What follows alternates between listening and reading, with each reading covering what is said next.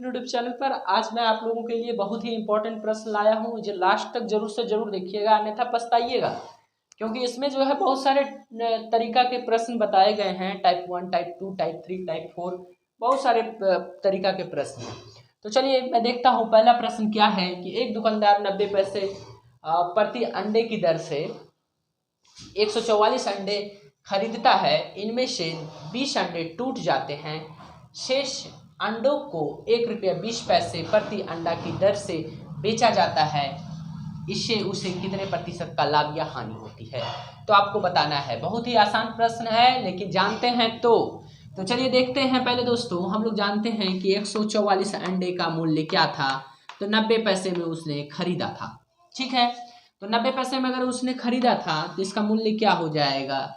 Simple सी बात है, आप इसे मल्टीप्लाई करेंगे तो कितना हो जाएगा? 9 चौके 36, 6 3, 9 चौके 36, 3 39, ठीक है, 9 3 और 9 3 12, तो कितना हो जाएगा मेरे दोस्त?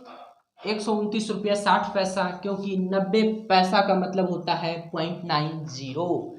तो 129 रुपये 60 पैसा में उन्होंने खरीदा, लेकिन कहता है कि 20 अंडे टूट जाते हैं। तो अगर 20 अंडे टूट जाते हैं तो कितना हो जाएगा? तो 124 अंडे उनके पास बचेंगे। और उसने लाभ या हानि क्या हुआ मैं भी नहीं जानता हूँ, लेकिन लोग क्या करेंगे, प्रयास यही कि लाभ कमाने के लिए उसको कितने में बेचें। तो उन्होंने बेचा 1 रुपया 20 पैसे में। अब वो प्रश्न जो पूछ रहा है कि लाभ या हानि होती है उससे, तो 1 रुपये 20 पैसे में जब बेचा तो कितने रुपये का बेचा होगा? देखते हैं। 124 अंडा का मूल्य कितना होता है? तो बरचो 48 के 8 4 और बरबरे 44 और 144 और 4 148, मतलब 148 रुपये 80 पैसे में उन्होंने बेच दिया। खरीदा था कितने में? 129 रुपये 60 पैसे में। लेकिन उसका क्या हुआ कि कितना अंडा? तो 20 अंडा टूट गया। तो जब भी बचेगा 124 अंडा बचेगा, मतलब ये मूल्य जो है 20 अंडे का, ये मूल्य 144 अंडे का, जी हाँ 124 अंडे का ये मूल्य, दोस्तों 124 अंडे का ये मूल्य है, ये 144 अंडे का मूल्य है। ठीक है, तो बात करते हैं 144 अंडे जो खरीदे थे 129 रुपये में खरीदे, और 120 अंडा 148 रुपया 80 पैसे में बेचा। तो बताइए लाभ होगा या हानि? तो जाहिर सी बात है कि लाभ होगा। तो कितने का लाभ होगा? तो आप इसे घटा कर देख सकते हैं। तो कैसे घटाएंगे इसको? बहुत ऐसे लोग होंगे जो कि मैथ कभी पढ़े ही नहीं है, तो मैं घटा कर बता देता हूँ कि 129.6। तो दोस्तों पॉइंट के बाद जितना अंक है उसको पॉइंट तरफ लिखिएगा। ठीक है, तो देखिए 8 में से 6 गया 2, पॉइंट दे दीजिए। 18 में से 9 गया 9, और ये कितना बचा? 13 में से 3 में से 2 गया 1, और ये कट जाएगा। तो 19.2 रुपये का जो है क्या हुआ?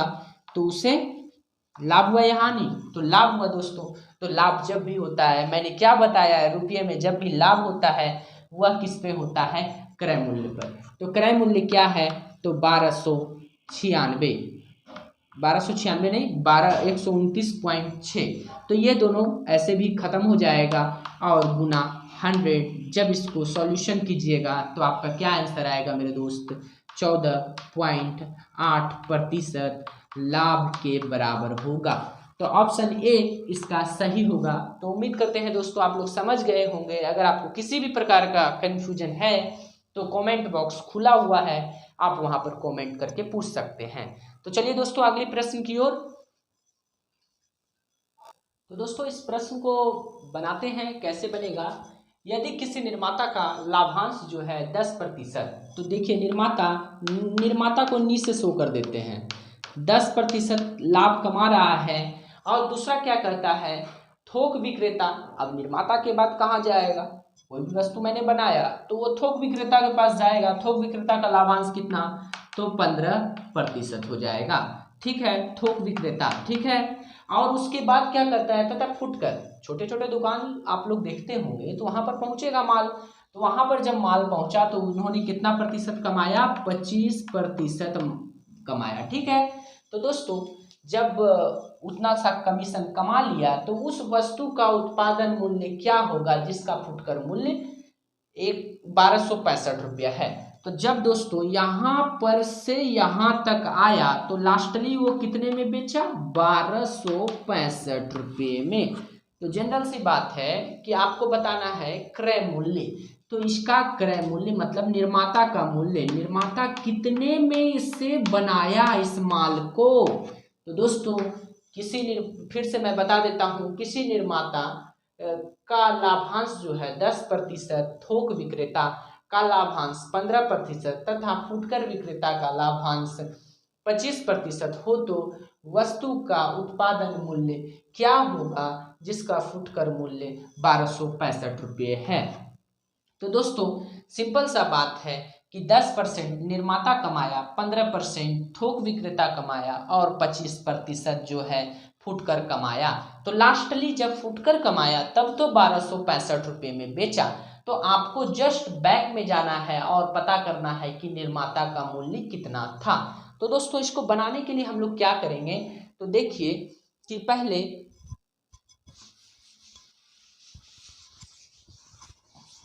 देखिए कि निर्माता कितना कमाया, तो 10%। कितना? 10, 110 गुना 115 गुना 125, तब तो ये पहुंचा मेरे दोस्त, कहाँ पर पहुंचा? 1265 पर पहुंचा। ठीक है दोस्तों, आप लोग ये जानते होंगे क्योंकि मेरी पिछली वीडियो जब आप देखे होंगे तो आपको उम्मीद करते हैं कहीं पर भी दिक्कत नहीं होगा। अगर नहीं देखा है तो आप पहला वीडियो देख लीजिएगा तो दिक्कत नहीं होगा। ठीक है, तो 110 का क्या हो जाएगा? 110%, 115%, 125%। तो आप इसे ऐसे भी लिख सकते हैं 1265 गुना, ये परसेंट जो आएगा नीचे वो 100 बन जाएगा, 100 गुना 100 गुना 100। ठीक है, अब बाई क्या लिख दीजिएगा? 110 गुना 115 गुना 125। तो देखिए दोस्तों इसको कटाने के लिए आप लोग क्या कीजिएगा, इस प्रकार से 23 पचे 115, ठीक है, और 5 से 20 बार में ये कट जाएगा। 5 से 25 बचे 125, अब 25 चौके 100। तो दोस्तों यहाँ तक उम्मीद करते हैं आप लोग समझ गए होंगे।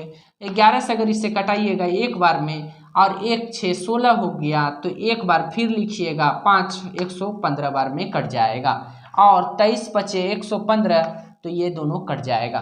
तो 20 चौके 80 और 10 से 800। तो फुटकर विक्रेता जो खरीदा था 1265 रुपये में, तो उसका रियल मूल्य जो खर्चा कर रहा था निर्माता कितने में बना रहा था, तो वो 800 रुपये में बनाकर बेचना चालू किया था। तो अगर आपको बोला जाए कि इसे प्रूफ करके बताइए, एग्जाम में आपको कन्फ्यूजन हो जाए सही है या नहीं मेरा आंसर, तो आप इसे चेक कैसे कीजिएगा, तो मैं वो भी चेक करके बता देता हूँ। तो सपोज 800 रुपये का वो वस्तु था, इसका ऑप्शन क्या हो जाएगा? सी सही हो जाएगा। दोस्तों पहले ये जान लीजिए, तो 800 रुपये का वो वस्तु था और निर्माता कितना कमाया? 110, मतलब 10% कमाया। तो कोई भी चीज़ 100% होता है, 10 रुपया और जोड़ा तो 110% हुआ, बाय 100 लिख दीजिए, और गुना फिर उसके बाद 115, फिर आगे वाला कमाया बाय 100 गुना 125, फिर फुटकर कमाया बाय 100। तो देखिए दोस्तों इसको कटाइए, ये कट गया, 23 बचे 115, तो मतलब 23 बार में, और 5 से ये 20 बार में, तो ये दोनों कट जाएगा, और 2 चौका 8, ठीक है, 40 हो जाएगा, और ये कट गया, और 25 बचे 125, 25 चौके 100। ठीक है दोस्तों, तो ये 4 से आप इसे कटा दीजिए। तब आप इसको गुना करके देखिए, 23 बचे 115, 115 गुना 11। तो आप लोग 115 गुना 11 जानते होंगे गुना करने, अगर नहीं जानते हैं तो इसे सीख लीजिए। पहले 5 लिख दीजिए, 5 1 6, ये दोनों को जोड़िए 6, और 1 1 2, और लास्ट वाला 1 ऐसे ही लिखा जाएगा 1265। तो उम्मीद करते हैं दोस्तों इसे आप चेक करना भी सीख गए होंगे। एकदम मैं जीरो से हीरो तक बता रहा हूं दोस्तों, आप लास्ट तक देखिएगा तो बहुत चीज़ इस वीडियो के माध्यम से आपको सीखने को मिलेगा। चलिए मैं अगली क्वेश्चन की ओर बढ़ता हूं।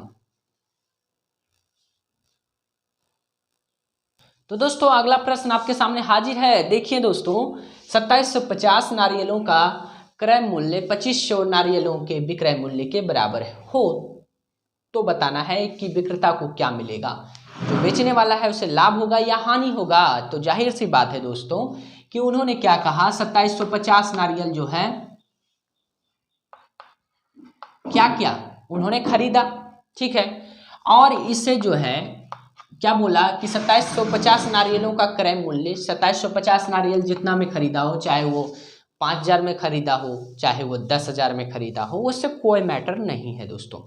और इन्होंने जो 2500 नारियल को जो बेचा उतना ही में बेचा जितना में ये 2750 नारियल को खरीदा था। तो जाहिर सी बात है मेरे दोस्त कि अगर वो खरीदा 2750 नारियल को कितने में, अगर मान लीजिए 5000 में खरीदा तो वो बेचा होगा, जरूर है कि 2500 नारियल को बेचेगा जब 5000 में तो जरूर है कि उसे लाभ ही होगा। तो सिंपल सी बात है। लेकिन हम लोगों को यहाँ कंपेरिजन जो करना है, नारियल से कंपेरिजन करना है। तो कितने नारियल का इसे लाभ हुआ, तो दोस्तों 250 नारियल का लाभ होता है। अब आपको लाभ प्रतिशत निकालना है, तो मैं बताया हूँ वस्तु का जब लाभ प्रतिशत निकलता है, इस प्रकार के जो प्रश्न होंगे वह जो निकलता है विक्रय मूल्य पर निकलता है। तो इसे निकालने के लिए आप लोग क्या कीजिएगा, 2500 मतलब विक्रय मूल्य और गुना 100 कर दीजिएगा, ठीक है। तो दोस्तों देखते हैं, क्योंकि फायदा जब भी होगा 2500 पे होगा। क्यों?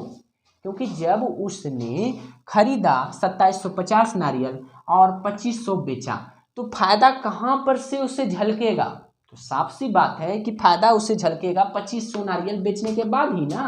अगर यही 2800 नारियल बेच देता तो जाहिर सी बात है 50 का नुकसान हो जाता, तो वहां से हानि झलकता।